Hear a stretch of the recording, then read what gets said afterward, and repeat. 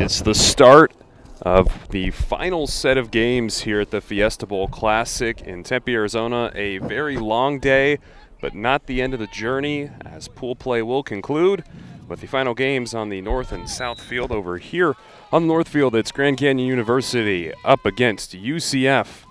And the Lopes will start from their own 14, working from the left to the right. First play is a quick pass caught and ran over towards the middle of the field for a couple yards, picked up by Janiah Brooks. Yeah, Janiah Brooks all day has really been that offensive playmaker for the Lopes. Gotten to see her all over the field. Again, really the main receiver that GCU runs their offense through. Had a tough game against USC earlier, looking for a bounce back against a good UCF team. And this is a game for GCU where they lost 67-0 to start the day.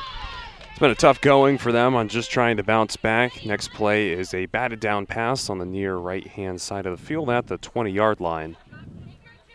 It's going to bring up a third and short for GCU. The GCU's offense all day has really struggled to find a rhythm. 0 points in the first game, 8 points in the second game. And quarterback Ella Bernier has really struggled in these past two games. Looking to bounce back big here, though. Three receivers out to her left, one to her right, one blocker on this third and short. Steps back, in the gun, rolling out to her right, looking deep, lofts one up towards center field, and that one is dropped in and out of the hands of Janiah Brooks. It'll be about 4th and 3, ball still in the middle of where the hashes would be. And GCU declares a punt on their opening drive. There was a play from their game up against Georgia to start earlier today, and they were already down about 60. And it was 30 seconds left, and they were in a very similar situation where they could have just gone for it on 4th and short, already down 60. They elected to punt. That decision confused me then. GCU follows through with another punt now. This one bounces on the right side of the logo, hangs over towards the far sideline, scooped up, and then flag will be pulled in between the 20 and 40 by GCU.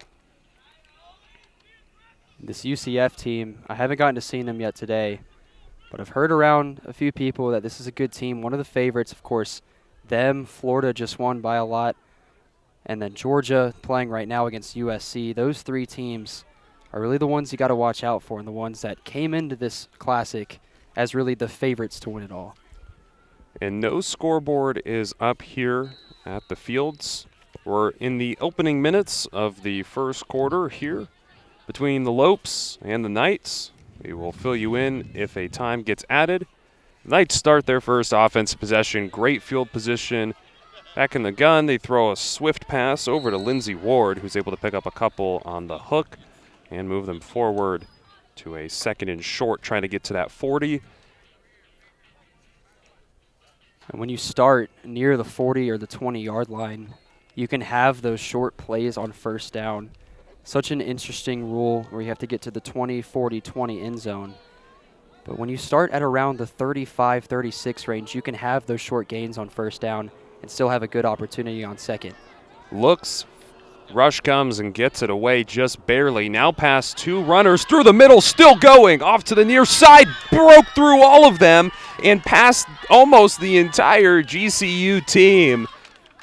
UCF gets a score coming off of the quick feet from Kyla Ludwig.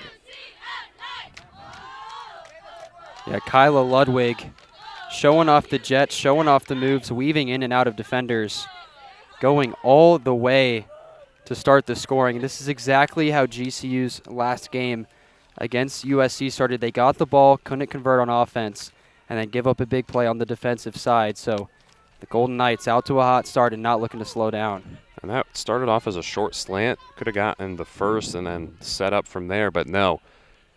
Broke through the entire secondary. Now on the one-point conversion, McGade throws back of the end zone, and that one is no good. Dropped in the back. 8:31 to go in the first as the Knights lead 6-0 off of their early start. More to come from Riley McDade, the junior out of Orlando, Florida. Who's just really been the star QB of this team, but going up against a team like GCU is a team that's tired. They've been here all day long, playing since as early as 10:45, and in their third matchup now, trying to get that spark against another tough opponent, it's not going to be easy. From their own 14, they throw near sideline. Great spiral, but over the head of Brooks. Starting to find that connection in the quarterback spot, but not necessarily being able to draw that over to the receivers. Yet again, Bernier really does better when she rolls out to the left. Interesting as a right-handed quarterback.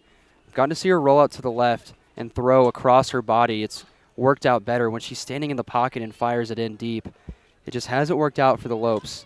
They're just waiting on that one big play to really lift them over the edge and give them some rhythm. Second down, bunch formation, nobody open, steps into it, fires in the middle, and that one is caught well past, spinning. Hernandez pushes forward closer to the 40-yard line. And that play looked like it had all but fallen apart. Bernier, though, able to look towards the middle, and Hernandez, who was one of her only targets earlier today, open once again. That's the first down for Grand Canyon. You need that to try to jumpstart this offense. Again, we can say it over and over again all day. The offense has just not been there for the Lopes. Defense has. Offense has really, really struggled. Needed that first down. First and about 10 to get to the 40. Pressure in the backfield, the double rush, and ball just gets thrown up by Bernier into the ground. The double team, too much to handle. And I don't know if that will count as a sack. It might just count as an incompletion, a drop ball. Regardless, they're pushed back about 5 yards from their previous line of scrimmage. And then officials will actually respot the ball back at where they were originally. So still about 2nd and 10. Everybody's still learning the exact rules of this Fiesta Bowl Classic. Obviously not a sanctioned tournament by the NAIA or some of the East Coast conferences. Second down, complete to Hernandez near side. She's not able to move past the catch, but it'll make it third and manageable. It's interesting to see that UCF line. Aislinn Parent and Isabella Castrillo, they're both on the line. Sometimes they rush both, sometimes they alternate. It's going to be interesting to see how they decipher which one's going to go, which one's not.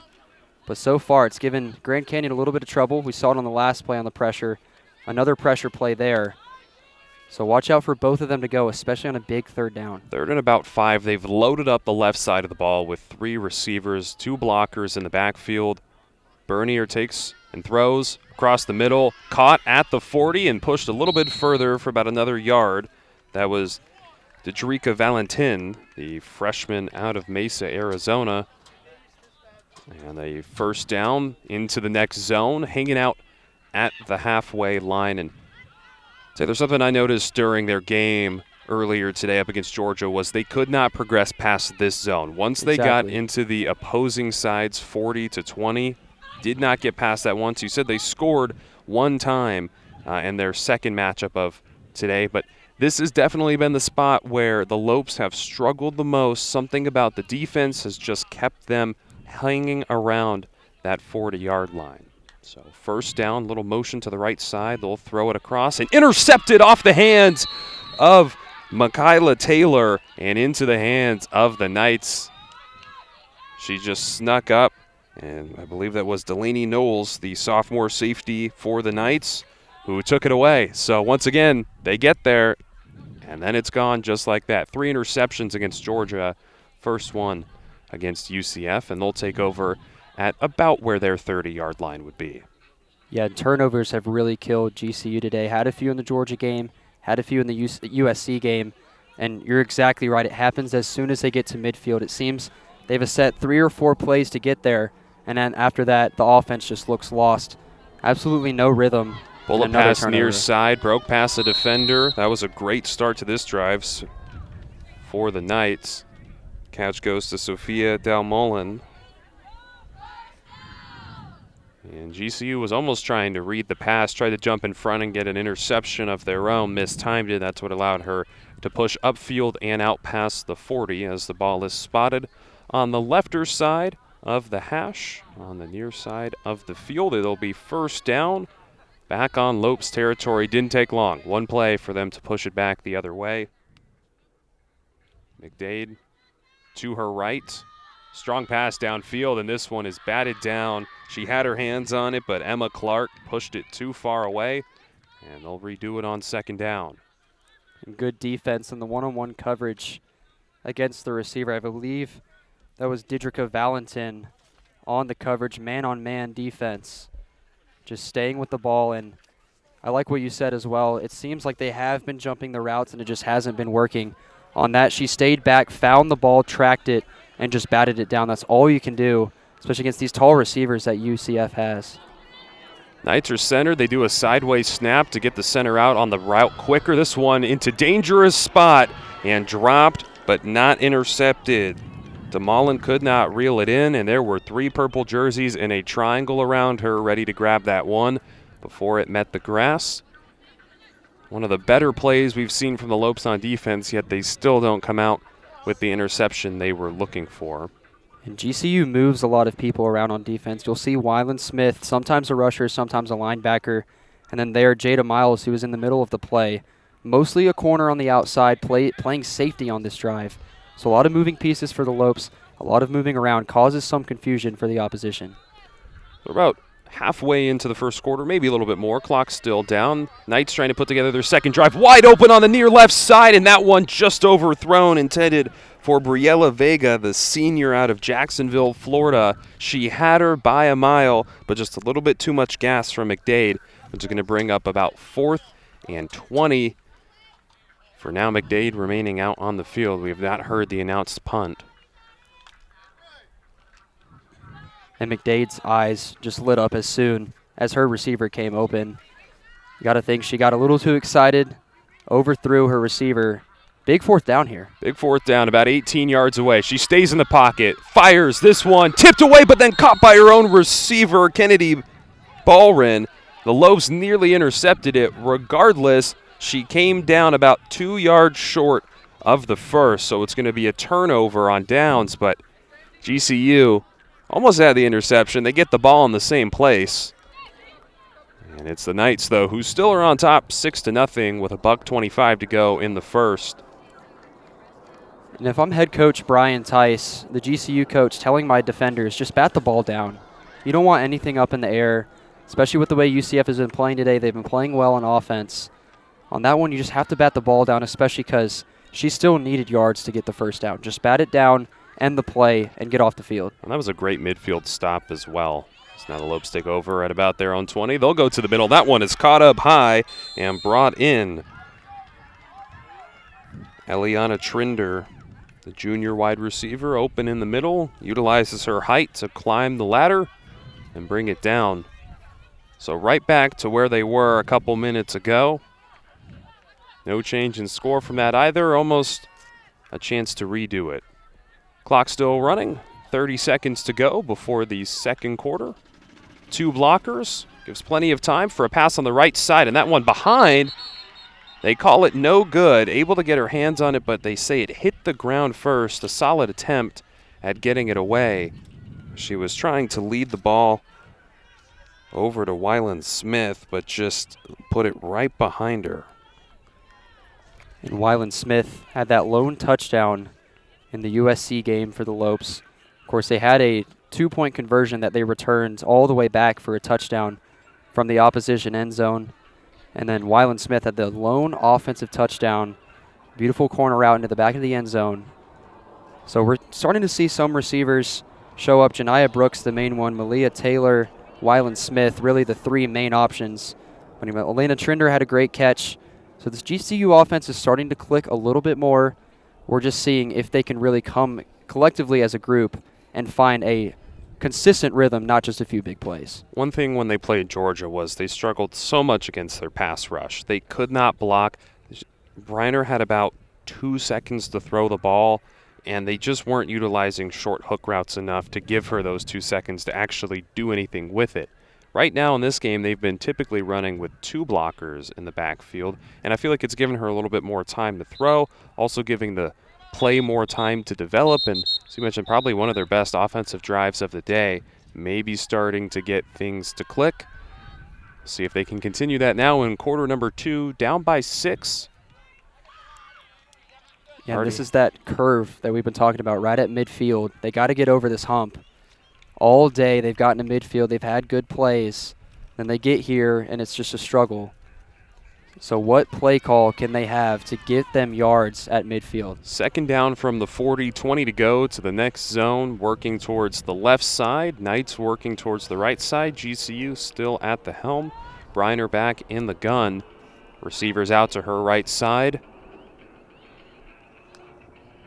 Knights fake a pass rush. They'll do a quick pass at the line of scrimmage. Now running to the near left side, dodging back in, and flag pulled after a gain of a couple. Smith trying to break it upfield for about as much as she could.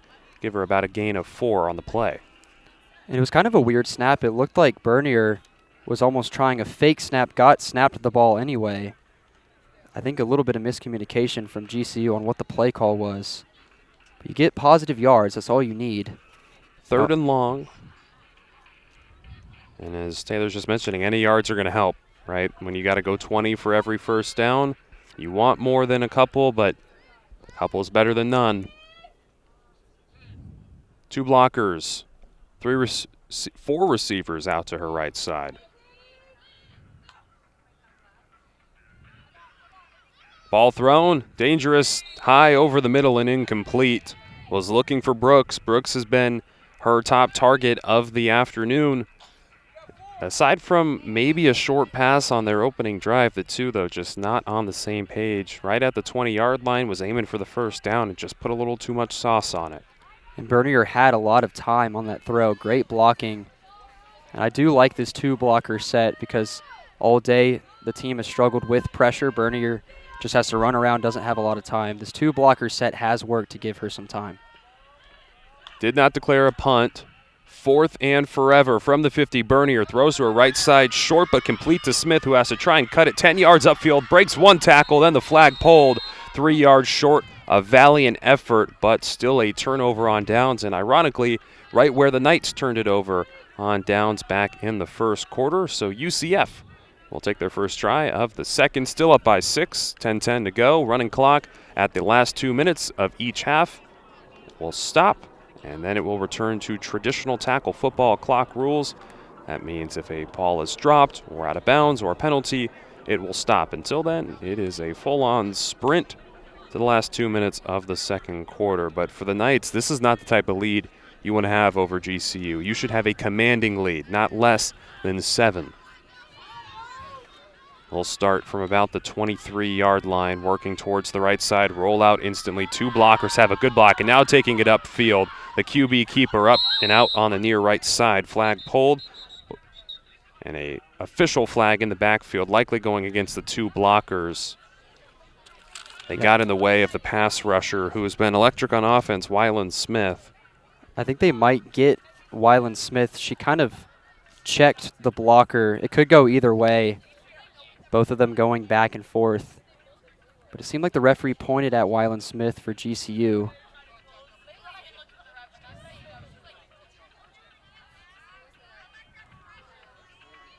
Which I believe it is on Wyland Smith. Kind of checked her blocker. She had 2 in front of her, tried to weave around, but just straight up ran into one. So free yards on defense, not what you want if you're the Lopes. And so that looks to be a 10-yard penalty, which also advances them for a first down past the 40. You think tackle football traditionally, right, the 100-yard field, here only 80, so a 10-yard penalty means a little bit more than what it does in tackle, especially with how these first downs work. And this one gives them enough right out past the 40. To her left, looks, throws, going deep for all the money, and this one is nearly intercepted, dropped at the last second. The Lopes almost able to come up with it. They had it looked in, and the ball just came a little bit short on the pass. Great one-on-one coverage on the outside by Malaya Taylor. Just a true speedster on the field. Step for step with her receiver assignment.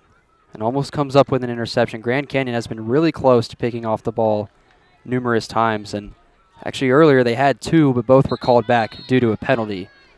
So have not gotten one in these past 2 games. Kyla Ludwig has been the quarterback this drive so far. She's taking Riley McDade's place as the officials discuss. They're lined up in the sideways snap currently, and officials, I think, just trying to figure out exactly where the ball needs to be. And they're going to move it up about a yard. So Julia Sanchez gets ready to snap it again. Once again, Ludwig now the one in control. Looks to her right, looks to her left. 2 on both sides. This one is a dump off to the center. Then laterals it over to the right side. It's Emma Clark who pushes up forward for another 5. And once again, the beauty of what flag football can bring is the more exciting plays where things still develop after the first pass is caught. And it throws the defense so off guard with those lateral plays, because in traditional football, of course, you can still do that. We just don't see it as commonly. And of course, Travis Kelsey made it popular doing it 1 or 2 times. But yeah, those plays throw the defense so off guard. There's so much movement around, and it just causes the defense to get lost. First down at the 20, now a 1st and goal, 7:25 to go in the first half. Throws it behind the line of scrimmage. It's a flea flicker out on the left side to the back of the end zone, and it's caught! Falling, did she hold on through contact with the ground? And she did. Officials signaled a touchdown as UCF goes for all the money and takes a lead of 12-0, 7:05 to go, as they will get ready.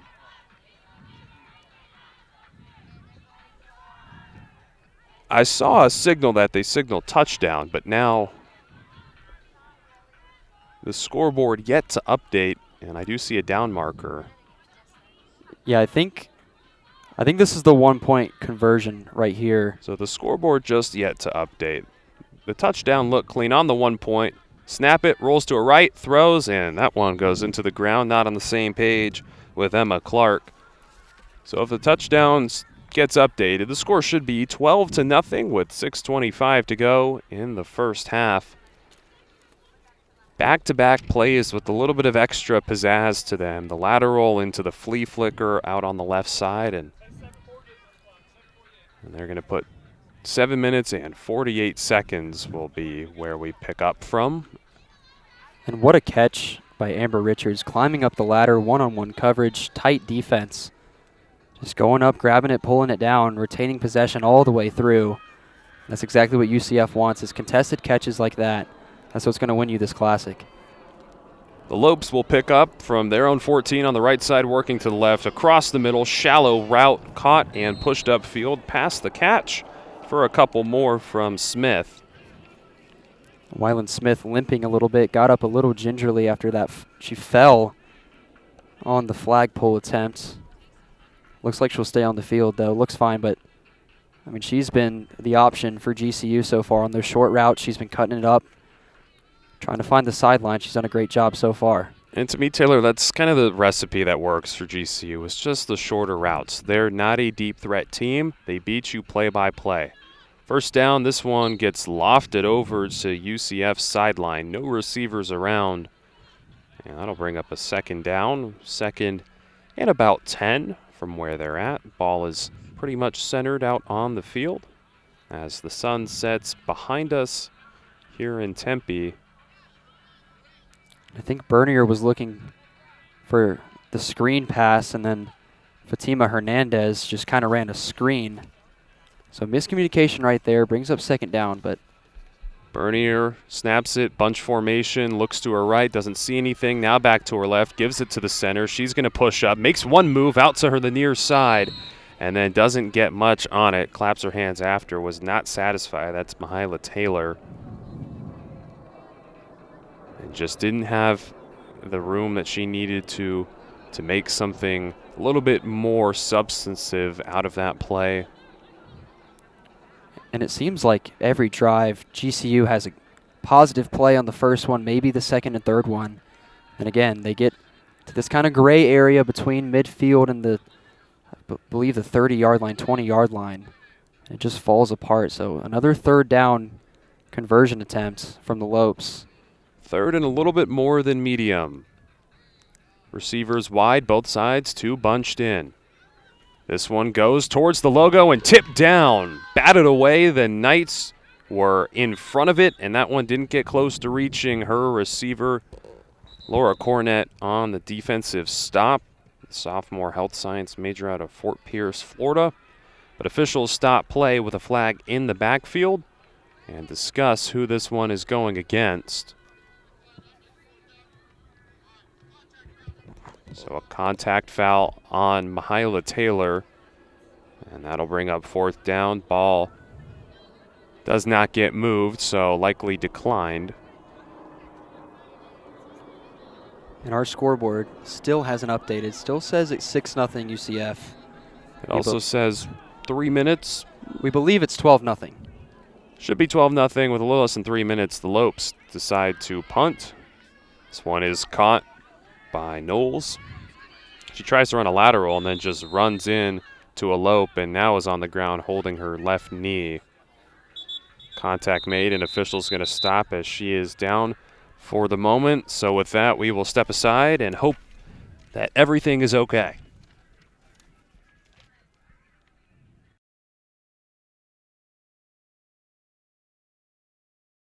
Whether you call it soccer, football, or... In a world of mediocre film podcasts comes another mediocre film podcast. But this time, with the 3 worst people you know. You've never seen Megalopolis? It insists upon itself! Your favorite movie is what? Turbo! Are you stupid? Wrong! Get out! The A-List. Wednesdays, 10 p.m. Blaze Game Day is here. We welcome you back to Blaze Game Day here. The Best of Blaze Radio has assembled to go over the top games for Arizona State Athletics. Jordan Tyson's going to show up every game. He's going to give you a touchdown. But when he's out, who's the guy that can be that consistent force offensively? Tap in every Friday to watch the hot takes and picks of the Blaze Game Day crew. Looking at the president of the Jeff Sims fan club right here. I hope that he just has a really, really great game. No matter the sport, Blaze Game Day will have high-quality coverage and get the scoop for you. We're going to get the sticks out, we're going to drop the pucks, and we're not going to drop the gloves, though. We won't fight. Subscribe to Blaze Sports on YouTube and hit the notification bell so you don't...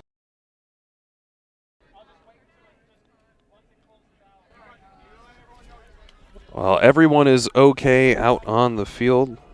Delaney Knowles is able to get to her feet, walk off to the sideline, and the Knights will begin their drive from just shy of their own 20-yard line.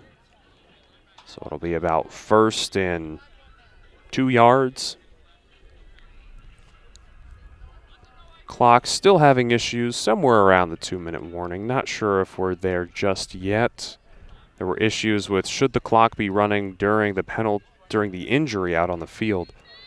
But we don't have a clear answer on that at the moment. Regardless, Knights pick up 2 yards for a 1st down. About 60 yards for a TD. In the backfield, throws across, caught, and now making a move, but flag pulled instantly. Hennedy Ballron able to reel it in. We haven't seen much of her today, but certainly has the agility to make a move. Flag was pulled right after the catch, but you got a little glimpse of what she can bring. I really like UCF's confidence in their quarterback, Kayla Ludwig. Kind of just threw her out there, gave her 4 wide, 5 wide, make her make a decision, make her reads. She's done that so far.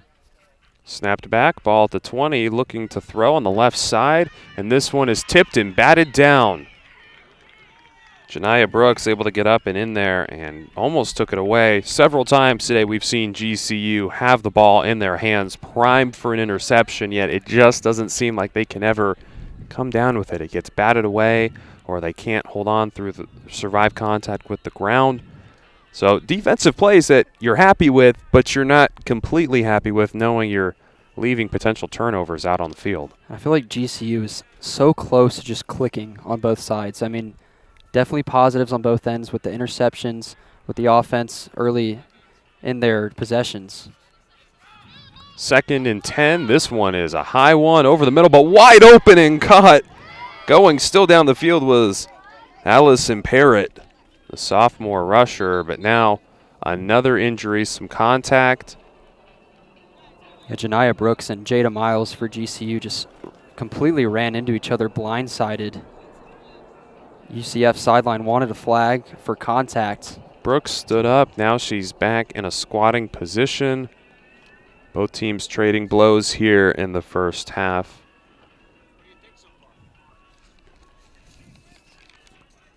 And as it looks a little serious, we will once again step aside for just a moment. Keep it locked and loaded here on Blaze Radio Online. Connection between music and the human mind. Each episode, we will select a song or two about how the different sounds, rhythms, and melodies influence our emotions and behaviors. Whether you're a music lover, musician, or simply just curious about the power of vibration and sound, tune in on Wednesday mornings at 10 a.m. to discuss how your favorite songs psychologically affect you. My name is Taylor Gotney. Do you like... Brooks is up and at 'em, and play resumes. First and about a couple, away from the 20-yard line on GCU's side. Start of another set of downs. This one is caught on a short slant by the center, and she laterals it to her right and gives it away as GCU able to pull the flag in time. But hey, look out. I told you she's coming to tear up this defense. Just a really solid player, Allison Parrott, once again getting a good look. And another lateral play that works to perfection on the receiving end, Kennedy ball run. And that's what UCF does. They run a lot of these trick plays. They spread out their offense as much as they can. They make their quarterback, Ludwig, make a decision. She's made a lot of right ones, a few wrong ones, but they've gotten the ball back. No turnovers so far. And now they're in another prime scoring position. First and goal inside the red zone.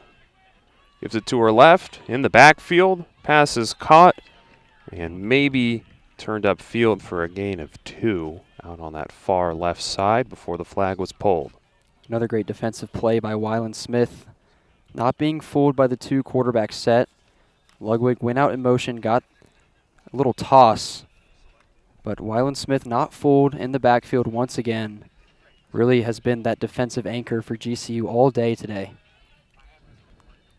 It is second and goal. 12-0 game. UCF in the lead, trying to take their third TD on the rollout to the right. Thrown, and that one caught from behind and then pushed ahead for the TD.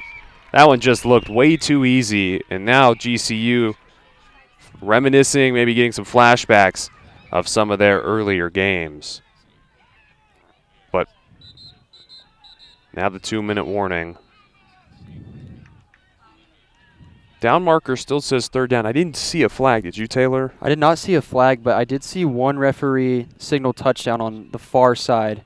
Then the near side was waving his arms like maybe she was short. And then the GCU sideline started celebrating a little bit.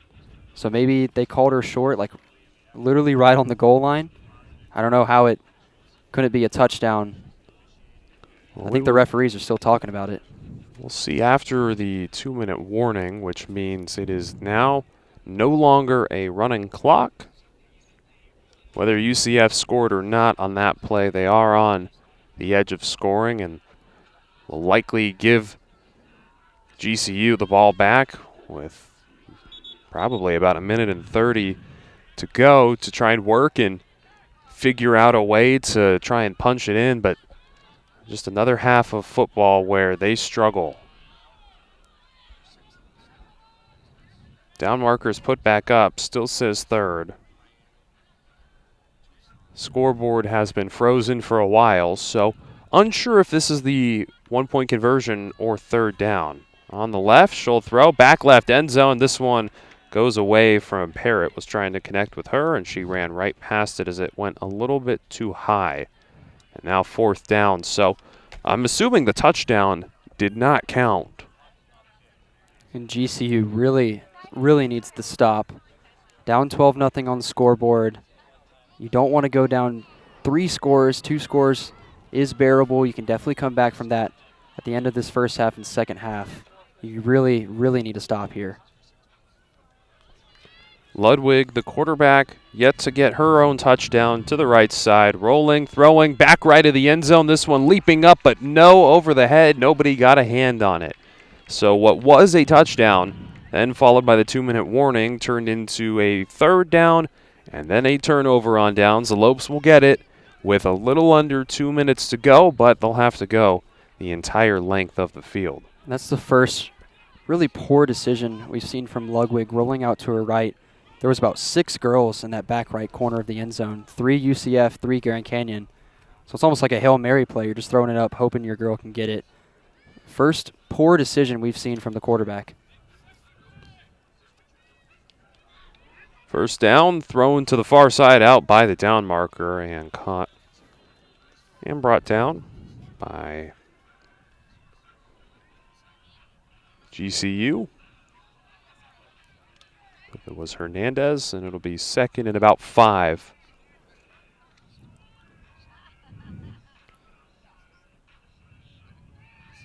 Ball centered, snapped, shotgun, thrown, caught, flag pulled for a gain of about 10 and a first down. Eliana Trinder able to hold it in, and that's kind of those, even that one went for about 10, but those type of hook routes are what really works for the Lopes, and they just, I feel like they don't do it enough. And this clock is running. GCU's got to hurry. Feels the pressure, escapes. Briner going left side, trying to work. Has one block from Hernandez, but did not get there. Flag pulled right at the 40 as she tumbles out of bounds, and will get ready to set back up. And GCU starting to have some tempo here right at midfield. The storyline, the gray area we've been talking about all game. Really need to find that last push here to end the first half. Make this a 1-score game if you can. But a yard past the 40 on the left side of the hash, 2 blockers. Breyer feels the pressure, got it away, and nearly intercepted in the hands of Hernandez, but, of Valentin, but she could not hold on, and that one fell into the white grass. And then UCF having some issues out on the sideline. If you're GCU, you don't hate that incompletion. Would rather your quarterback throw it away if she can. 1 minute, 6 seconds to go. It's a 12-point game, GCU, with the donut on the board.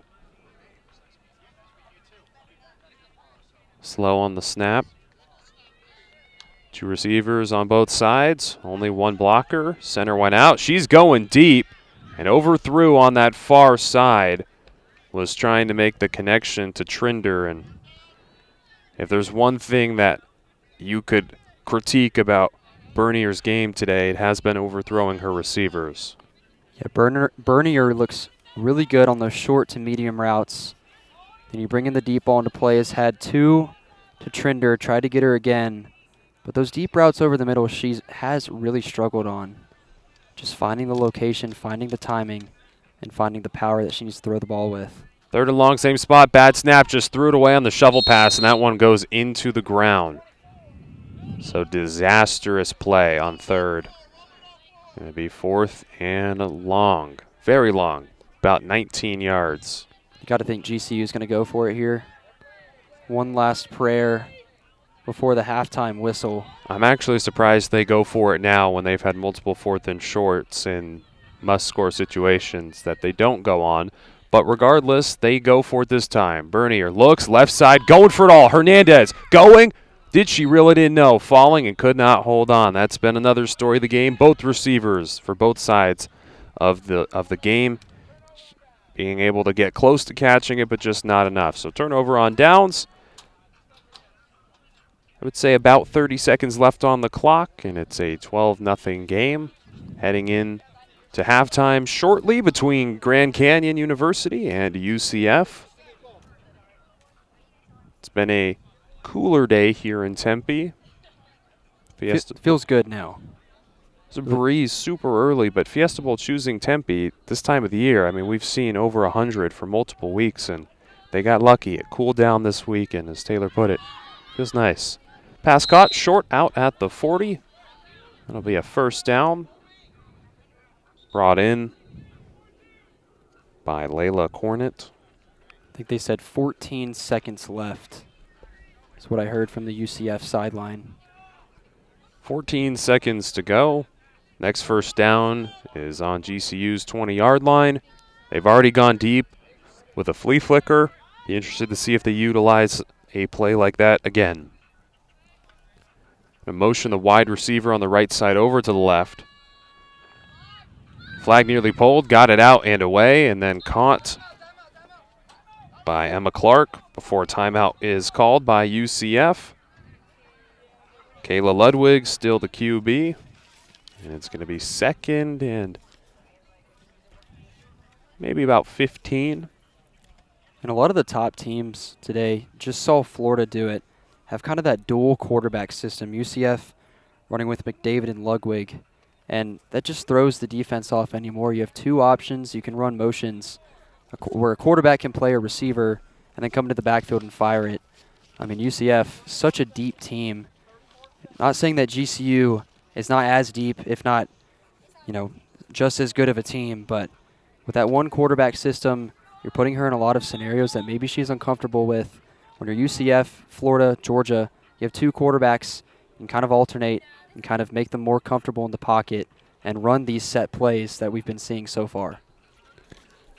The timeout ends in scoring position, certainly for a Knights team like this, but I think you have to look at a tournament like this by the 2nd game of the day. The first one's really early, the 3rd one's really late. This one goes high and tipped, and then nobody around to catch it. Knights able to get off the pass. But the 2nd game really, I feel like, tells the story of the team because they've had a little bit of a warm-up, but it's not like they've been outside for 9-10 hours already all day. And I think for UCF, this is a team that we know is going to be competing in the bracket tomorrow. They're going to be one of those top competitors.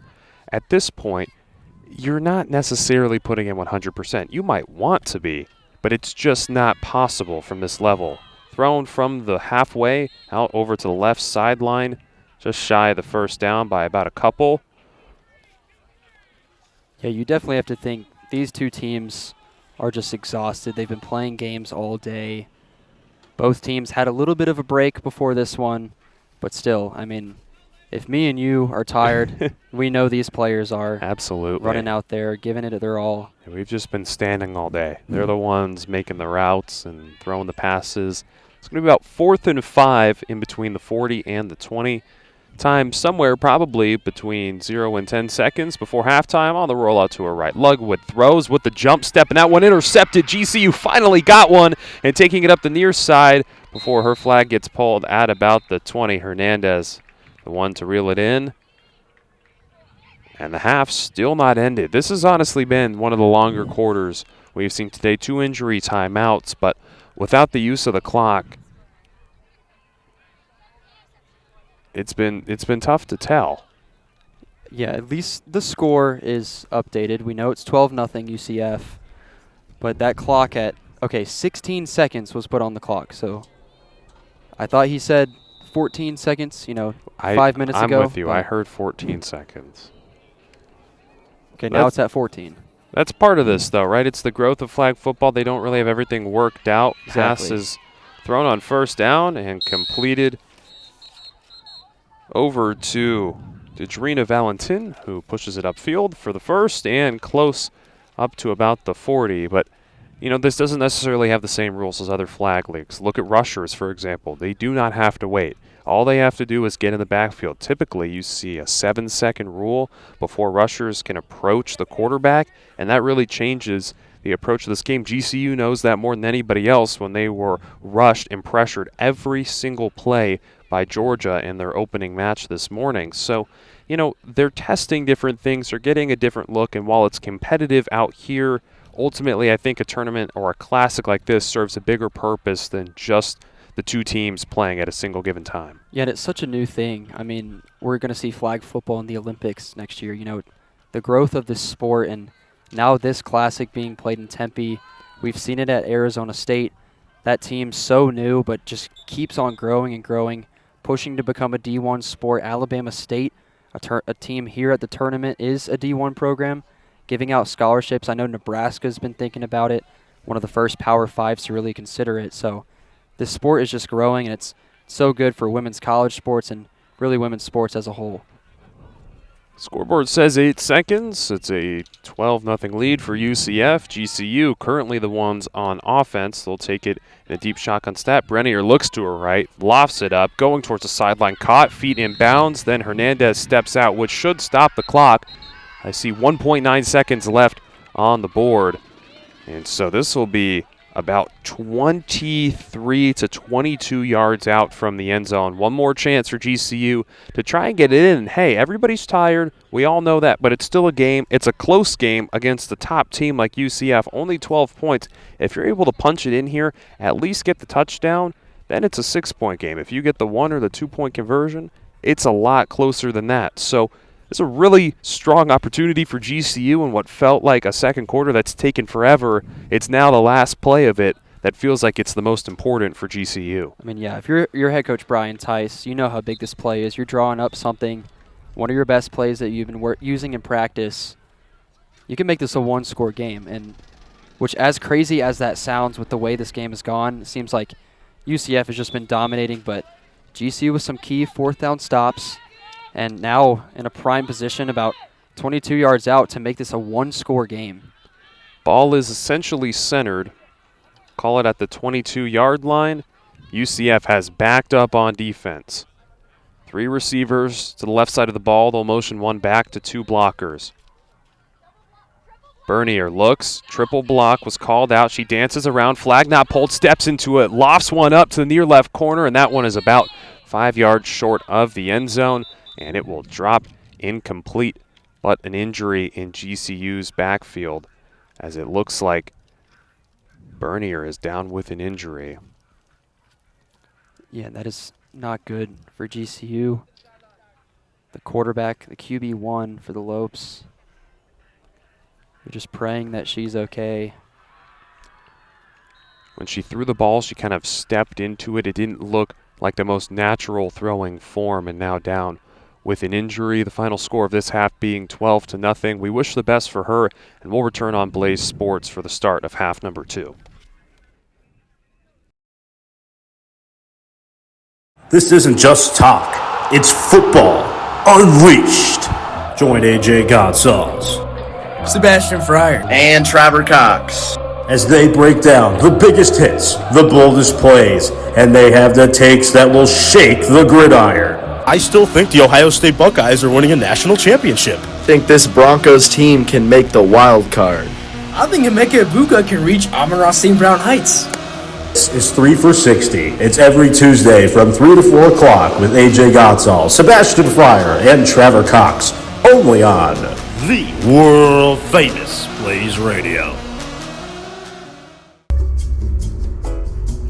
Welcome to 12 Stories Up, hosted by Luke Lendler, Joaquin Rodriguez, and Dominic Pasella, where we discuss the 12 hottest stories in the world of sports. Only one guy in the league has a chance to be the GOAT, Wimby. Wimby is on GOAT trajectory. There's nobody else close. Nobody throws a better ball than Joe Burrow in the league. He really throws the best ball in the league. Even if you don't got a top 5, he's still got to be top 7. Dom, you were on JV and could go in that offense and throw for the same amount of yards. So come 12 Stories Up with us every Friday from 11 a.m. to noon on Blaze Radio. Hi everyone, I'm Bella. And I'm Landon, and this is Album Explained. Catch us on BlazeRadioOnline.com every Wednesday at 12:30 p.m. or on your favorite podcast streaming service. Every week, tune in to hear us talking about and dissecting a different album from artists like Pink Pampers, Fleetwood Mac, and more. As we try not to get off track by talking about random things like Jinx Monsoon and Lane and Drew. Or Bella's thumb issues. Thanks for listening, everyone. Ta-ta! Clark, step back 3. You bet! Ball lets it fly. Hey, it's Lauren. And I'm Kinla. We're 2 sports journalism majors who basically grew up on the field, the court, and in the stands. Welcome to The Athlete Era, your weekly dose of women's sports and what it's really like to live life as 20-year-old girls in the sporting world. From buzzer beaters and rivalries to our own behind-the-scenes stories, we bring you takes you won't hear anywhere else. Catch Athlete Era every Tuesday from 1:30 to 2:30 right here on Blaze Radio. Tune in, call in, and join the era. This is your captain speaking. It's time to fasten your seatbelts, open your ears, and board the audio passport. Coming to you live every Thursday from 7 to 8 p.m. on BlazeRadioOnline.com with your pilots Stephanie Doty and Noah Fuller. Each flight will explore the sound and critical reception of local musicians from a new destination. We hope you join us on this banger experience and choose the audio passport as your next airline. Safe travels and salutations. Behind the Beat. Welcome back to Behind the Beat, Season 2, starring your hosts, Kat Wong and AJ Shinko. Here on Behind the Beat, we dive into the history behind songs that most people don't know. Why was the song written? What is unique about this artist? What is the history between this singer and this producer? What does that lyric really mean? Find out this and more on Behind the Beat, every Wednesday at 11 a.m. to 12 p.m. Mountain Standard Time. Do you want news about the Big 12? Do you want analysis on every football game? Do you want coverage on sports like lacrosse and beach volleyball? Well, guess what? You're in for a treat. Introducing Big 12 at 12 with your host, me, Dimitri Kurlik. It's the show for Big 12 sports and Big 12 sports only. Make sure to tune in every Wednesday for analysis and breakdown of every Big 12 game from 12 p.m. to 12:30, only on Blaze Radio. Whether you call it soccer, football, or footy, all of those are synonymous with the world's game. Across the pond, with Andrew Evans and Seth Golevsky, as you covered with all the footy action throughout Europe and throughout the world. From the Premier League to the Champions League, and with the 2026 World Cup coming up, we'll have it all for you guys throughout the year. Be sure to tune in every Monday from 4:30 to 5 Arizona time on BlazeRadioOnline.com.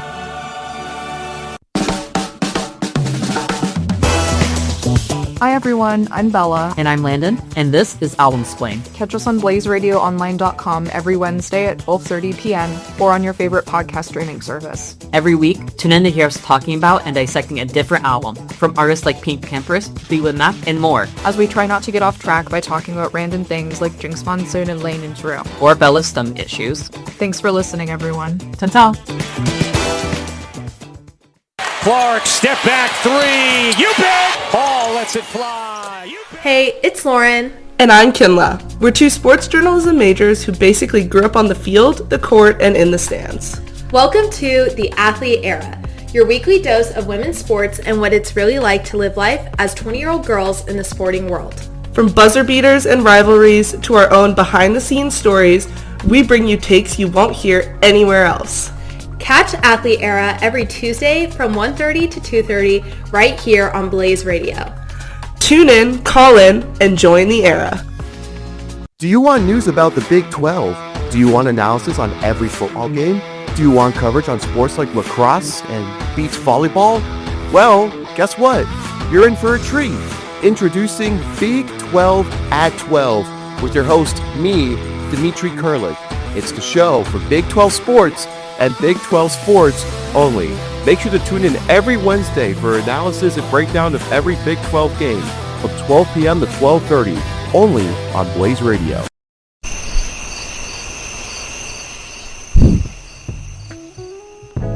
While others are sleeping, we are up breaking down the sports world.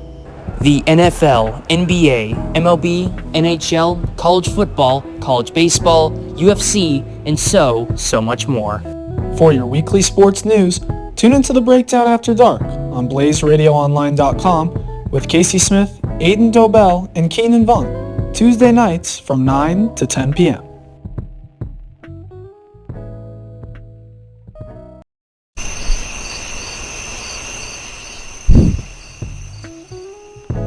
While others are sleeping, we are up breaking down the sports world. The NFL, NBA, MLB, NHL, college football, college baseball, UFC, and so much more. For your weekly sports news, tune into the Breakdown After Dark on BlazeRadioOnline.com with Casey Smith, Aiden Dobell, and Keenan Vaughn, Tuesday nights from 9 to 10 p.m.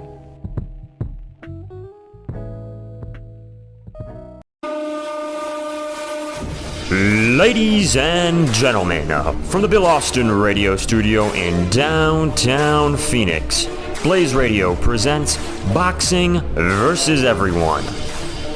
I'm Edward Eamon, host of Boxing vs. Everyone. Tune in Saturdays at 8 a.m. on Blaze Radio at BlazeRadioOnline.com for the latest boxing analysis, news, updates, and more. Great moments are born from watching Friday Night Lights camera action. Blaze Radio's one and only sports movie talk show is back. And are you going to watch it? Not only will I do it for you, yes, I'll do it for you. We will watch anything and everything. From the weird movies. He's right. Ain't no rules said the dog can't play basketball. To the classics. Hey, is this heaven? No, it's Iowa. Tune in every Friday night at 7 p.m. Arizona time to listen to Ethan Neal and Parker Perel talk about the movie of the week. This is your time. Now go out there and take it. If you're a tennis fan and want to take a little break from your day, I'm serving up a show for you. This is your host Pratham Maluri, bringing you Match Point, your weekly tennis content. I'll cover ongoing tournaments, go over the latest news, analyze players and matches, and replay the previous week's biggest moments. Be sure to tune into Match Point every Wednesday from 3:30 to 4 p.m. on Blaze Radio.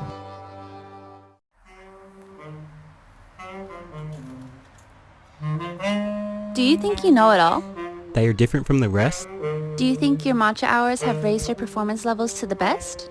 Then come join me, Caleb, And me, Kaylee, and listen to our show, Niche for Niche. the show where we take the pop culture trend of every week Make a playlist surrounding its aura and play it out loud for you every Friday at 1 p.m. on Blaze Radio.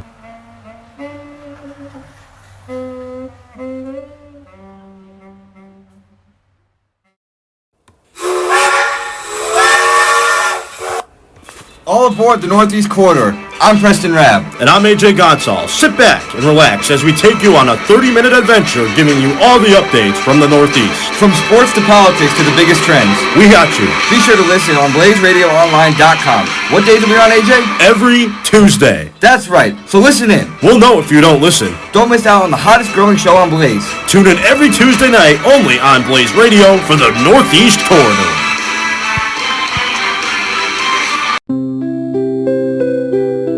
Are you a college student with a week's worth of homework due? Are you a working class citizen who has to be up early? Do you have little to no time to yourself? We don't care! So grab a cup of coffee or a can of Red Bull and tune into Off the Record on Blaze Radio every Thursday from 9 to 10 p.m. Off the Record offers all the news in music and pop culture. And the audience can play along with our new game segments every week. So be sure to tune into Off the Record on Blaze Radio from 9 to 10 p.m. every Thursday. 7 seconds to go. Three-pointer. Onions! Double order! Want to stay wrapped up in the madness of March and the glory of Saturday all year round? Tune into Onions, a college sports show, Monday nights from 9 to 10 on Blaze Radio. Hosted by Luke Lundler and Christian Jarmark, Onions will look at the world of college sports with the players, the moments, and the storylines that you won't want to miss. Onions, 9 to 10 p.m. Monday nights on Blaze Radio.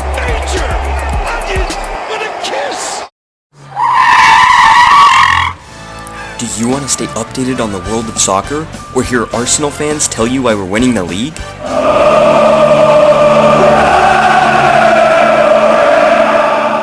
Then you need to tune in to Park the Bus on Blaze Radio.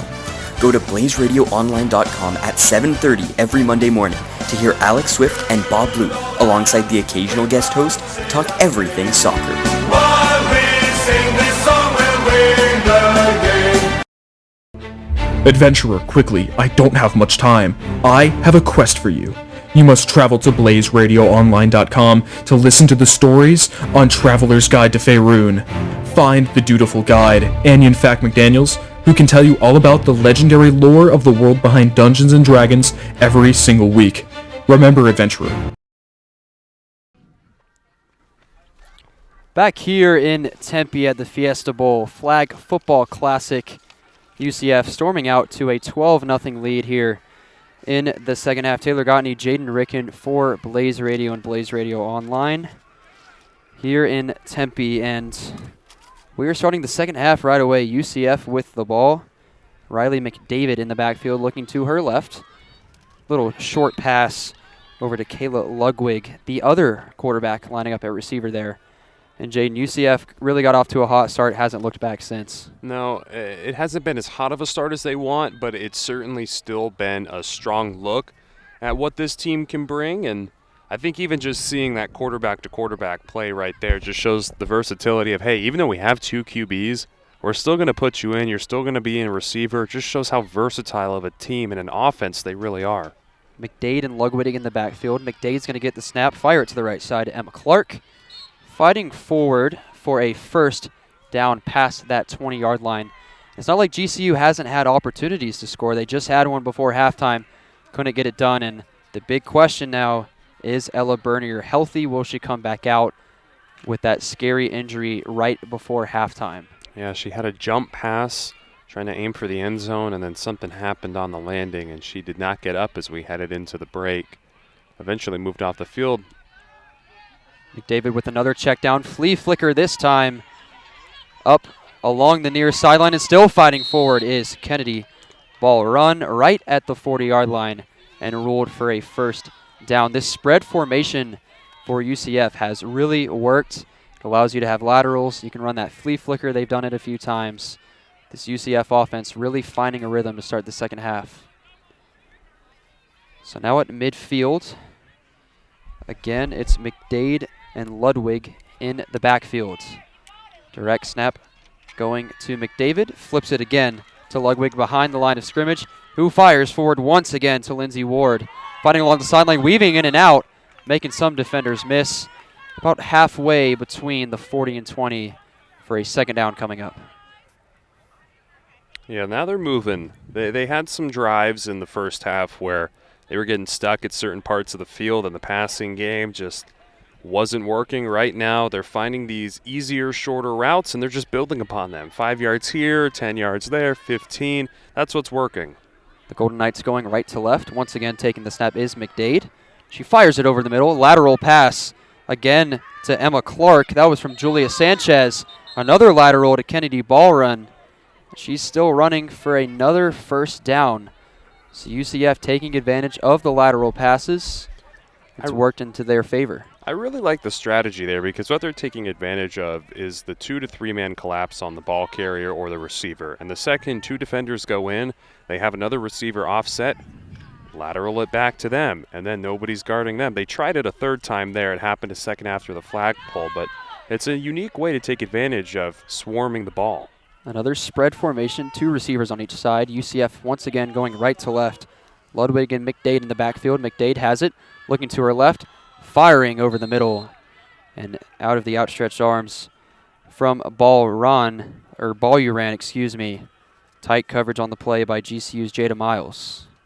Yeah, that one just something not exactly there. Couldn't get it up on the height, and you're not going to make every pass. Still in great field position, scoring in the red zone here. So second and goal from about the 15. Taking the snap is Ludwig this time. Ludwig to the end zone. Wide open for the touchdown is Emma Clark over the middle of the field. And UCF sideline starting to come alive. 3-score game now, 18-0 Golden Knights. Well, this is the time to shine, UCF, and get ready for your bracket play tomorrow. Try and shut out GCU. They've only had 1 touchdown out of all 3 of their games all day. You want to be one of those teams who holds them to 0, like Georgia did when they beat them 67-0. You're only up at this point by 18. You want to run it up more. So UCF going for 1. Ludwig taking the snap, rolling out to her right, firing crossbody for the conversion to LaHayla Cornett, the sophomore from Fort Pierce. So UCF takes advantage of its first drive of the second half, extending its lead to 19-0. And this is where GCU starting to get flashbacks from those first 2 games. Yep, and this is where they can take those flashbacks and make new memories. If they're smart enough and they can pass the ball well, but they just get stuck, their best drive was right before the second half. I'm excited to see this one. So good news for GCU. Bernier is back in the lineup, firing it deep. A lot of white shirts there, intended to target Wyland Smith on the first down play.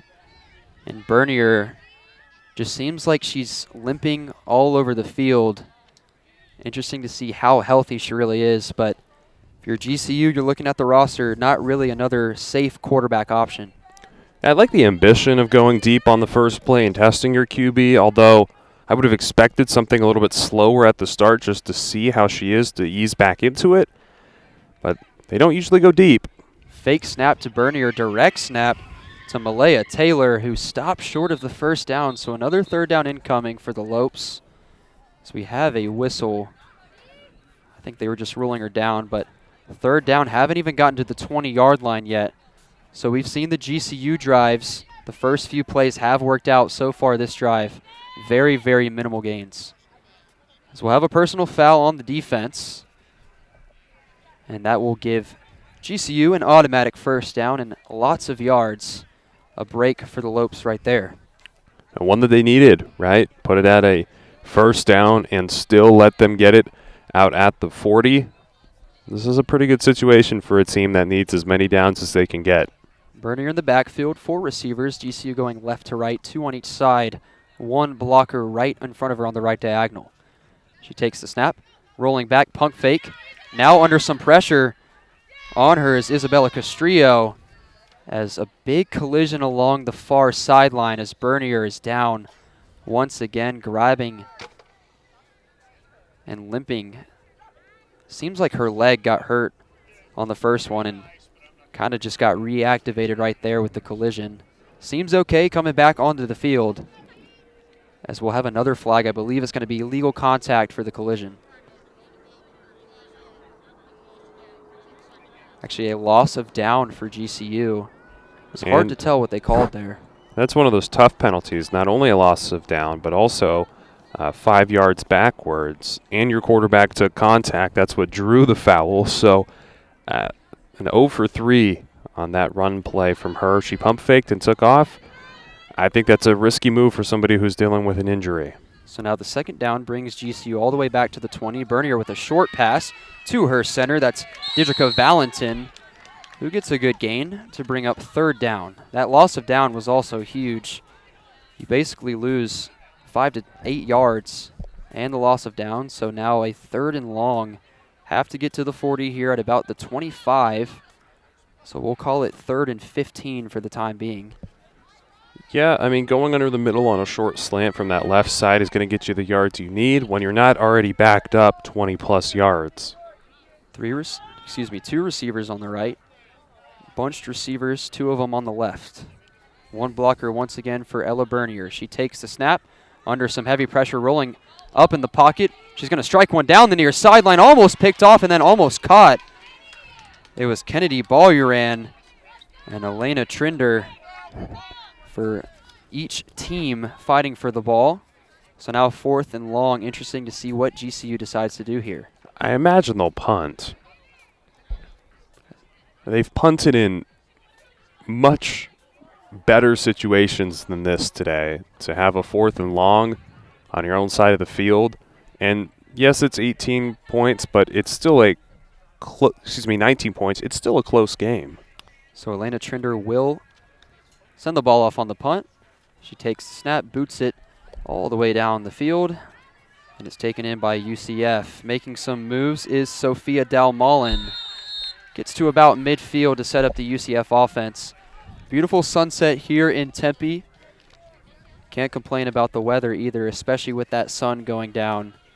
Fingers crossed it stays for tomorrow, right? The breeze, I think it was a high of 90 today. Let's keep it at that. I gotta say, Arizona sunsets are one of a kind, being from Alabama. We don't really have those, but really, yeah. But coming to Arizona, you see a lot more of them. Arizona and California, I would say, are the top 2. UCF right at midfield. McDade takes the snap, looks to her left, and on the flea flicker once again was Ludwig over to Aislinn Parrott, but she was out of bounds when she caught it, ruled by our near side referee. How often do you see a team run a flea flicker so efficiently? That's the 3rd or 4th time they've tried it today at varying degrees of how deep they go. But it works. They're open every time. Yeah, this dual quarterback system for UCF has proved deadly. Once again, it's McDade in the backfield. The snap actually goes to Ludwig on the right side. Ludwig fires real quick, and making some moves is Lindsay Ward once again, who just had the touchdown earlier in this quarter. She fights forward for a first down for the Golden Knights.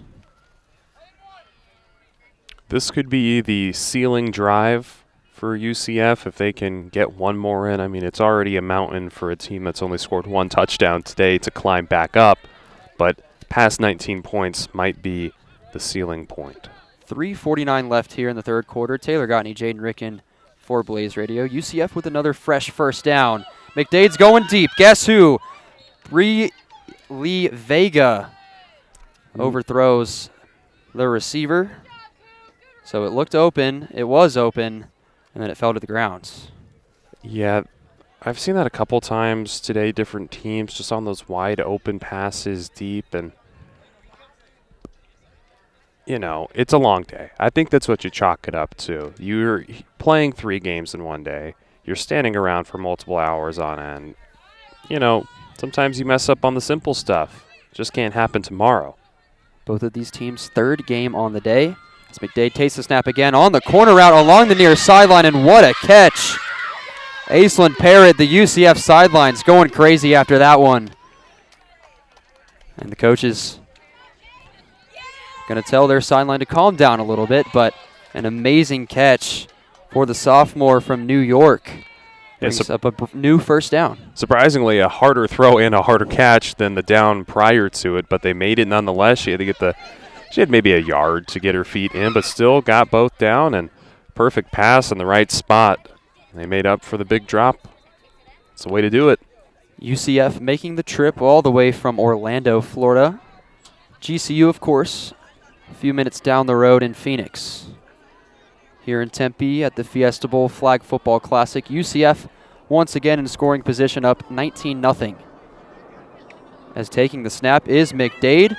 She will run and get her flag pulled down right at the goal line. So second and very short upcoming for the Golden Knights. And they'll get that first down. It says at the goal, but clearly not where the pylon is. So second and goal, I believe. So second and goal. From here it looks about a foot. 2 quarterbacks in the backfield once again. McDade in position to take the snap. The snap actually goes to Kayla Ludwig, and she runs in for another touchdown. UCF stepping on the gas. Now up 25-0 against Grand Canyon and going for the 1-point conversion to round it out. Well, efficient drive. About to get the cherry on top. This is what UCF needed to almost be on cruise control from here on out. By the 4th, if they can maintain this lead, that should do it. Direct snap goes to McDade, looking over the middle, now looking to the left side, and it is brought in by Brielle Vega. Had the touchdown opportunity, was overthrown, but there is a flag on the field. Referees will come together to talk about it. I'm not sure how penalties work exactly on 1-point conversions, but UCF seems to be leaving the field. Seems like it's going to be a defensive roughing the passer on GCU on that throw from McDade. Again, McDade and Ludwig, the 2 quarterbacks for UCF. They've really been alternating well, throwing the defense off guard. It has led to a 26-0 lead for UCF. And if you're GCU right now, you have a long day tomorrow with all the seeding and all the tournament play. You're trying to find a rhythm before that. Ella Bernier is back on the field. She drops back, staying in the pocket, now working to her right side, going to fire it, and a great catch by our near side referee.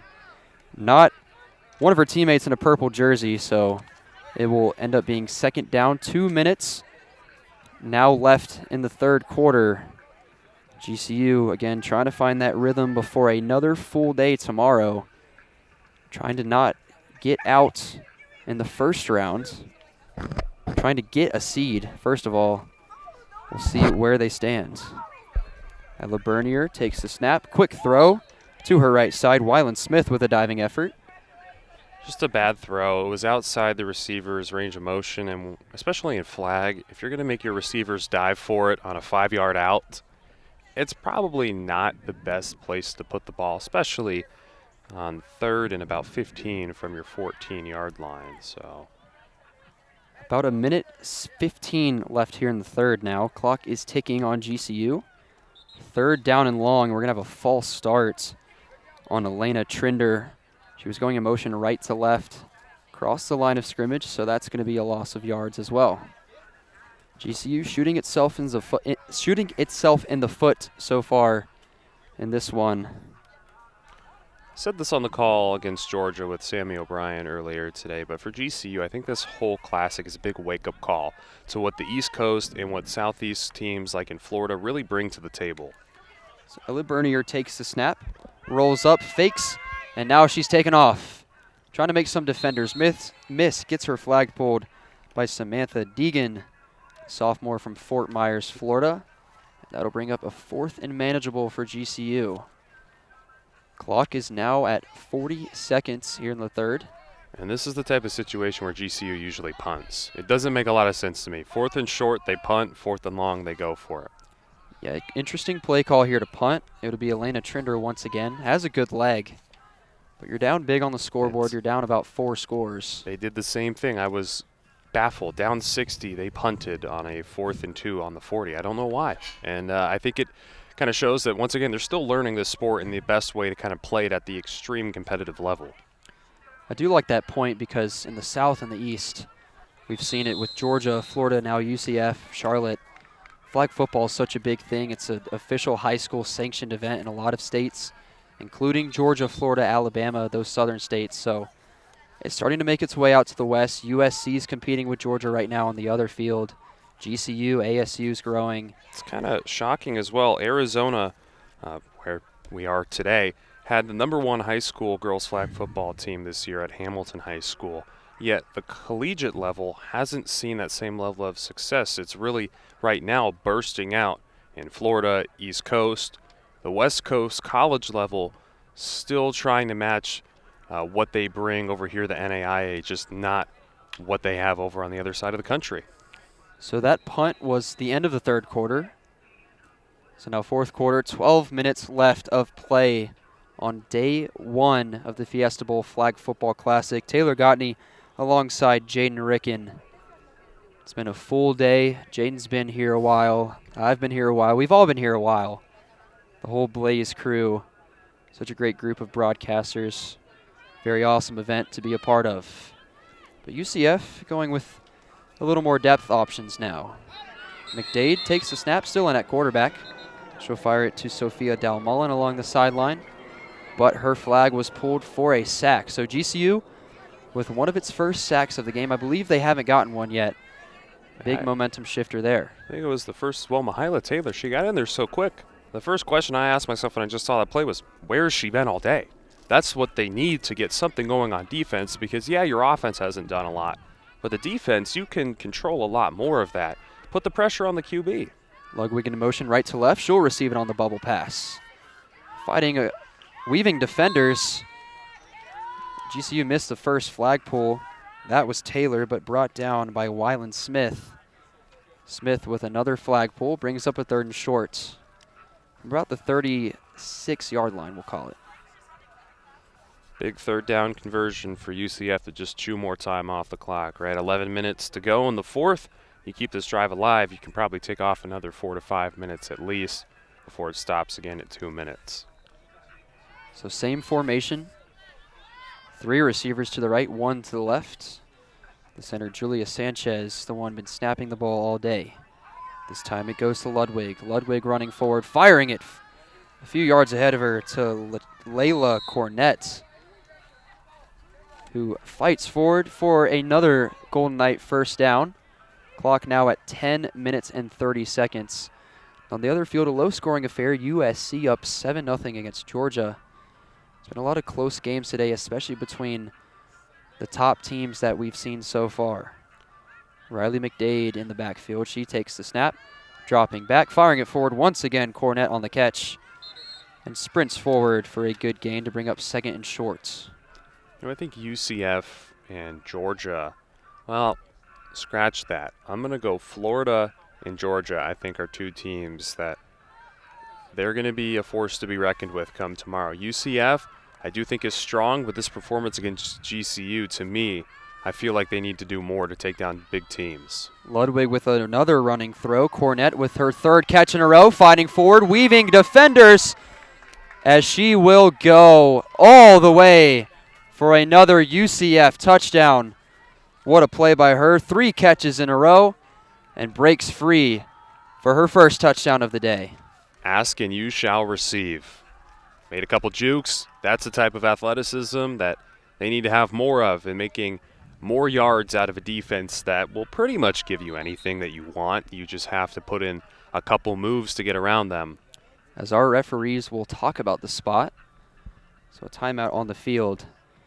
But wouldn't it be awesome if the championship tomorrow ends up being Florida-Georgia, such a heated rivalry in every sport at the collegiate level, of course, with men's college football every year playing in Jacksonville. That's one of the games SEC fans look forward to.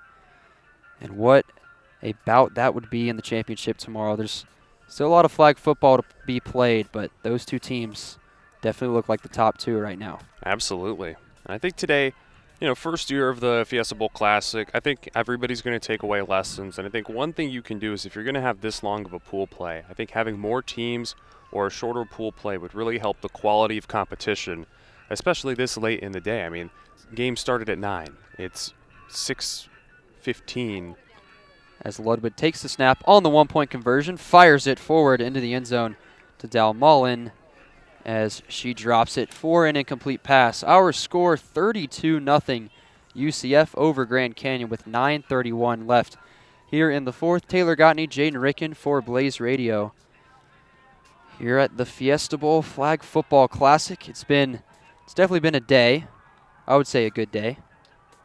Lots of great games. Day. An exciting day for the growth of this sport. And like I said, I think a lot of these teams from Arizona were in for a wake-up call today. ASU had a really good win over Alabama State on the North Field prior to this one. But besides that, ASU, GCU having to learn the level of play that they're really at. So Ella Bernier comes back. Interesting to see GCU still rocking with her after an earlier injury. She takes the snap to her motion teammate, Wyland Smith, with the catch for a very minimal gain to bring up second down. Wyland Smith has really showed up these past 2 games for GCU after being a little quiet in the first one. Lots of playmakers for the Lopes. Haven't been able to find them so far. Now at the 9-minute mark. It's such a demoralizing day. To already lose by 67, now to be down 32. The fact they're still playing and I see heads held high, it's a good sign for this team's spirit. Bernier with a quick throw to the left side. That's Fatima Hernandez. And she'll sprint forward for a first down, the first in a while for GCU. Of course, that last drive couldn't get past the 20, had to punt. Now this drive with a little bit of momentum, we'll see what they can get going, especially going into tomorrow again. What seed will they be? Where will they play? What team will they play? Probably going to be around the bottom 6 to 8 range. It'll be interesting to see where they rank them. Ella Bernier takes the snap. 2 receivers to her right, 2 to the left. And she gets her flags pulled. Another sack for UCF. This time, I believe it's Isabel Castrillo. You got to get rid of it. You have a blocker on the ground who got pancaked on offense somehow. Your receivers are tied up. Just get rid of the ball. That is not the time to hold on to it. You know the pressure's in your face. You don't have time to make a decision. You go through your route tree. If it's not there, ball's in the dirt or the ball's out of bounds. Normal formation once again. 3 receivers to the right in the bunch formation. Bernier takes a snap, drops back, fires it over the middle. That's reeled in by Hernandez. Flag pulled as soon as she caught it by number 10, Samantha Deegan. And so now a third down and manageable coming up for GCU. Let's say about the 30-yard line, so we'll say 3rd and 10. Again, yard marks only the 20, midfield at the 40, the 20, and then the goal line. So kind of that gray area between the 20 and 40. Just do your best estimate. 3rd and medium. Ella Bernier takes the snap, rolls out to the right, under some heavy pressure, does not break the tackle. Another takedown by Emma Dolan pulling the flag that time. The sophomore from Tampa brings up a 4th down. Does GCU punt again, or do they just go for it, try to find some rhythm? 7 minutes now left in the game. Like I said, this is primed for a GCU punt, but they've not announced anything yet. So Bernier's on the field, so I would assume that they're going for it. 2 receivers to the right, 3 blockers in the center. for the Lopes, the team in purple. Bernier takes the snap, waiting, now has to run as we're going to have a flag fly. Fires it, almost intercepted by Balluran, but we're going to have an illegal block on the beginning half of that play. And I believe it was on number 24, Malaya Taylor. So that's a loss of down anyway. UCF's going to decline the penalty and take over in prime field position, already up 32, looking to run up that score even more. Yeah, this is tough for GCU. So we have a timeout by GCU after that play. Head coach Brian Tice doesn't look too pleased with the officials along the far sideline, but we'll take a quick break with them. Taylor Gotney, Jaden Ricken for Blaze Radio. This isn't just talk, it's football unleashed. Join AJ Gonzalez, Sebastian Fryer, and Trevor Cox as they break down the biggest hits, the boldest plays, and they have the takes that will shake the gridiron. I still think the Ohio State Buckeyes are winning a national championship. Think this Broncos team can make the wild card. I think Emeka Ibuka can reach Amon-Ra St. Brown Heights. This is 3 for 60. It's every Tuesday from 3 to 4 o'clock with AJ Gonzalez, Sebastian Fryer, and Trevor Cox. Only on the world famous Blaze Radio. Welcome to 12 Stories Up. Hosted by Luke Lendler, Joaquin Rodriguez, and Dominic Pasella, where we discuss the 12 hottest stories in the world of sports. Only one guy in the league has a chance to be the GOAT, Wimby. Wimby is on GOAT trajectory. There's nobody else. Back here in Tempe, Arizona, the sun has officially set. The lights have started to come on here on Saturday night. Beautiful day in Tempe of flag football here at the Fiesta Bowl Flag Football Classic. UCF back on the field, taking the snap and heaving it deep is McDade all the way into the end zone. Bobbled around by Clark, would have been her second on the day, but can't reel it in for an incomplete pass, bringing up second down and short. And that's usually the type of football that Tempe is used to on a Saturday night, but they're going to welcome it. Any type of attention that can be brought to the sporting community here, especially on official ASU grounds, is something that the university is going to welcome as they try and expand now within the Big 12. And Arizona State has started to host a lot more events such like this. McDade takes the snap, rolling to her right, now firing it backwards to Clark. She's looking to throw ahead. I believe that's Ludwig making some people miss. Another lateral, and all the way into the end zone, as I believe her flag got pulled just short. 4 laterals on one play. I believe it was Emma Clark back to Vega, and Vega ended with the ball at about the 2 to 1 yard line range. Wow. What a play. Yeah, that was something. That's flag football. You don't see that in tackle. About, I want to say 6 different people had control of the ball at one point, maybe 5.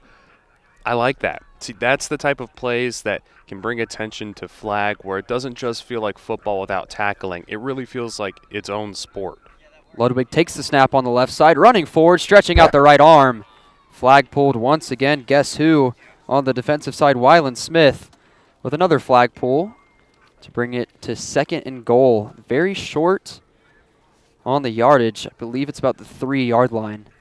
But yeah, you talking about Arizona State football, of course, had the Fan Fest last night. What a great sight that was. The community of Tempe coming out, the whole valley coming out, really. The hype is real around Arizona State athletics, especially with the flag football team growing now, too. Yeah, I'm honestly, I know it's club. I know Kenny Dillingham's a busy guy. I'm a little surprised we didn't see him here today. He's usually going around to all sorts of ASU athletic events. McDade is in motion, receives a snap while she's in motion, fires to the back of the end zone. And once again, it is Emma Clark on the touchdown. Clark has really come alive in the second half, has her second, as the referees will talk about it, and we will have a 1-point conversion. But UCF now up, I believe, 44-0. Here with 4 minutes and 4 seconds left in the fourth. And let me say this, Taylor. I mean, it's the first year. We're talking about them adapting the rules, already not having the rush rule, and how that kind of just changes the entire offensive scheme. To not have a mercy rule, it is tough when this is a team that's already lost 67-0 just a couple hours ago. It's kind of demoralizing for a team like them. McDade alone in the backfield. 4 receivers wide, 2 on each side. She's going to fire it, and that's intercepted in the end zone by GCU's Jada Miles, but a flag flies. I believe it's going to be on Taylor for hitting the quarterback. Yeah, I think we're going to see a roughing the passer, which will be interesting on the 1-point conversion. I'm not exactly sure. I assume they just redo it. I don't know if they'll move the ball up as well. This has been a pretty smooth game. Lots of sportsmanship being showed. Earlier in a few games that I watched, there was a little bit of chippiness, a little bit of ill-advised collisions, but I don't think that one was on purpose. I think Taylor just got tripped up with McDade. I really do commend GCU. Back during Georgia, Hernandez, 88, one of their wide receivers, came out near the sideline where we were broadcasting that game at and caught the ball and got her flag pulled, but kept running for a second. And I almost felt a little bad because she had to apologize to them. But it was sincere. Nobody asked for it. She's like, sorry, guys. It was just a good sportsmanship moment where GCU's not mad. They're not angry. They're learning, and they kind of know they're out of their element. They're not going to be oblivious to that, but they're also not going to go out there and try and make it a worse environment just because they're losing. Empty backfield once again, 5 wide, 3 receivers on the right, 2 on the left. McDade takes the snap, drops back, fires over the middle, incomplete. Trying to find her center, Julia Sanchez, but UCF strikes again. Up big on the scoreboard. GCU will get the ball back and an opportunity with about 4 minutes left here of play.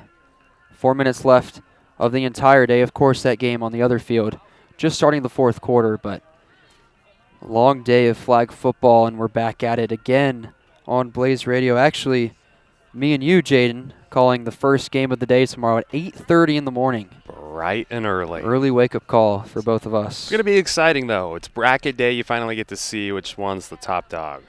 Bernier takes the snap, rolling to her right and trying to find her receiver. And after Janiah Brooks really got going in those first 2 games, struggling to find a rhythm here in this 3rd game. Look, and you and I talked a little bit earlier about being tired, right?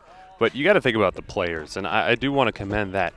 3 games, 1 day, out in the sun, and you get a couple hours of rest, and then you're back at it trying to compete to win this. It's a long day, a long weekend. Bernier fires over the middle once again, can't find her intended target that time. It was Ethan Mensah, the sophomore from Carroll Stream, Illinois.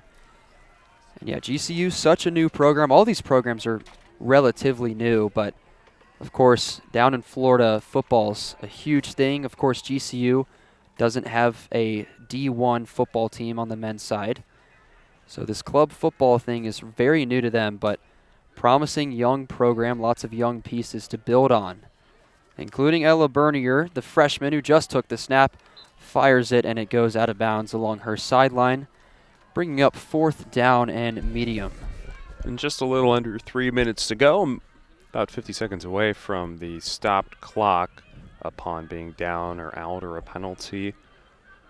And UCF just celebrating. But like I said, honestly, this is a battle to who can start the recovery process the fastest, who can eat, who can go to sleep, and then who can wake up.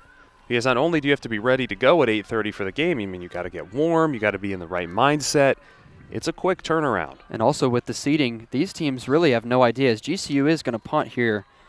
Interesting, Elena Trinder once again, as muffed on the play by Sophia Delmullen, but as soon as the ball falls down, it is dead. So UCF will get the ball back, up 38-0. Thought it was 44. I'm mistaken. Now the 2 minutes has hit. The clock will stop. We'll have a 2-minute timeout.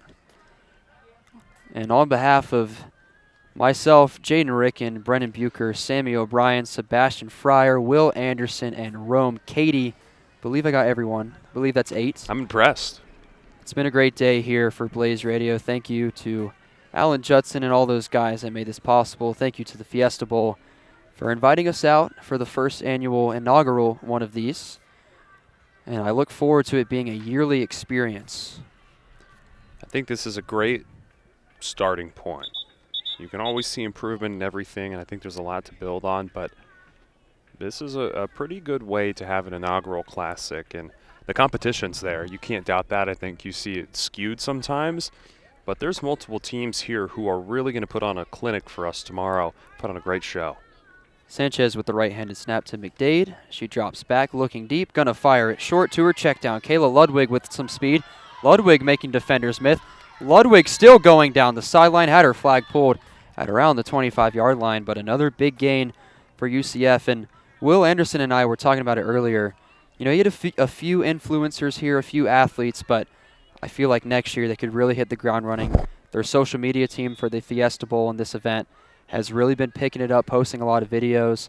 There's a lot of ASU people, including us at Blaze Radio, a lot of different student journalists coming out, and it's been a great sight to see. And like you said, can only really go up from here.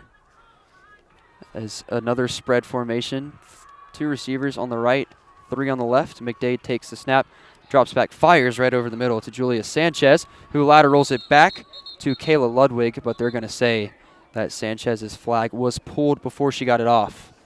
Clock still ticking, 1:24 now here left in day 1 of the Flag Football Classic in Tempe. As the clock will continue to run because it was a complete pass inbounds. Riley McDade once again taking the snap, rolling to the right side, takes her check down, her safe option. Julia Sanchez once again the center, getting involved in the offense, and that's going to be good for another Golden Knights first down. This is really a fight to get your sport on the map, to get into an organized league under most likely and hopefully the NCAA at some point. But that's the other thing, is that's part of the sportsmanship we see, and that good mentality is. As McDade takes the snap, fires to the left side, another lateral attempt. That was to Delaney Knowles on the catch, and about halfway to the goal line. But it's about putting on for your sport, and you got to give it a good look. So with that comes good competition, making sure that there's not fights. It's a battle for your spot at having a career in this one day, and if not you, your kids or younger people who might look up to you one day. As we have a timeout on the field, the clock is at 26.2. It'll be a third down. UCF actually burned a timeout. And I believe it's 44-0. I don't believe they updated the score, but 38-44, about the same thing, especially with 30 seconds left. UCF is going to win this one pretty handedly. But again, another day tomorrow. We expect UCF to be around that number 7 and number 8 range of seeding. If they are the 8 seed, they will play at 8:30 tomorrow against the 1 seed. Me and you will have the 4 versus the 5 seed. It's going to be interesting to see what teams are placed where. You got to think that UCF is just going to try to wind this one down. It's McDade at quarterback, 3rd and goal from about the 8-yard line. McDade with 2 receivers to her left, 2 to the right, 1 blocker. She's going to fire it into the back of the end zone and caught for another touchdown. That time it was Brielle Vega, the senior from Jacksonville, putting her name in the pile and extending this Golden Knight lead. So we'll see what they decide what the final score is. Our scoreboard is actually turned off now. No score, no time. We know that there's about 20 seconds left and that UCF is up pretty handedly, and they will go for the 1-point conversion. Kayla Ludwig along with Riley McDade once again in the backfield. The snap goes to Ludwig. She's scrambling. She shoots it into the end zone. Falls incomplete. So 44-0 our score, I guess, with 21 seconds left in this final quarter. Taylor Gottney, Jaden Ricken for Blaze Radio. And GCU will come back onto the field and hopefully just run it out, getting ready for tomorrow. It's been a long one tonight. It has. That it has. If you can't tell, my throat is almost gone. So, I mean, I'm so impressed how they're still playing out there right now. Full speed, full starters for GCU. Ella Bernier looked shaken up earlier, but has played this entire game. She's looking deep. She's going to fire it to the right side to Elena Trinder. And the junior picks up a few yards. Clock will still run. She's short of the first down. And we will have a timeout on the fields. I believe timeout GCU. I would hope timeout GCU. But also, you got to think GCU has a high chance of being that 8 seed, right? They have a high chance of playing at 8:30 or 10 a.m. tomorrow morning. You got to think this team, being so local, these girls are just, going back home, going back to campus. But early morning tomorrow, they got to get some sleep. They got to reset, replenish, have to be exhausted at this point. Like you said, after 3 games today. But UCF impressing in this tournament so far, making the cross-country trip from Orlando. Beautiful campus, by the way. I have been one time. It's a really nice campus. It's literally a circle, and everything revolves around it. So pretty interesting. But definitely a nice place to be. Ella Bernier will take the snap. We're down to 7 seconds now, incomplete on the pass, intended for Valentin. So 6.7 seconds left on the clock. And I'm not even going to say what the UCF sideline's doing right now with that number. Okay, so the game is called. The game is maybe not. The officials are saying that it's called, but so UCF is in a full team huddle. And this one is over. UCF winning 44-0 and impressing on day 1 of the Flag Football Classic. GCU really struggled to find an offense all day, and then that led to defensive struggles, losing all 3. We'll see where they're seated tomorrow. But on behalf of Blaze Radio, Taylor Gottney, Jaden Rick, and our whole crew here at the Fiesta Bowl Flag Football Classic, from Tempe, we will say goodnight, and we will see you bright and early tomorrow at 8:30 a.m. You still got to be top 7. Dom, you were on JV and could go in that offense and throw for the same many yards.